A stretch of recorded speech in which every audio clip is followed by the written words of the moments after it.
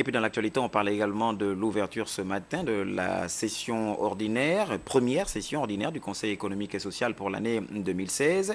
Une session qui va donc s'étendre jusqu'au 3 mars prochain et qui permettra notamment aux membres de cette assemblée de s'approprier plusieurs thèmes en relation avec les problèmes de la société gabonaise. Frédéric Alogo et c'est ça, Idriss Mongala.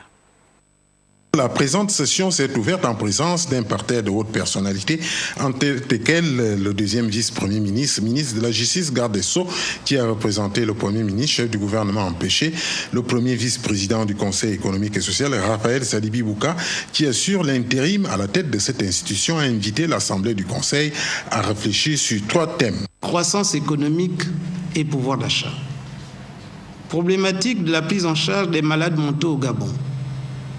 Et ensuite, sécurité routière et accidentologie.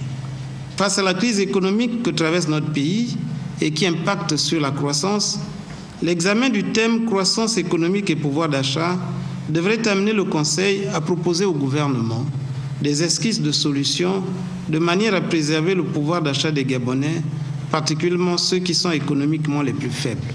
La réflexion sur la problématique de la prise en charge des malades mentaux devait conduire à une prise de conscience collective. Le 3e thème, sécurité routière accidentologie, part d'un constat tout aussi alarmant. Le Gabon a enregistré entre 2008 et 2013 16 739 accidents de la route pour 5 785 blessés et 985 morts.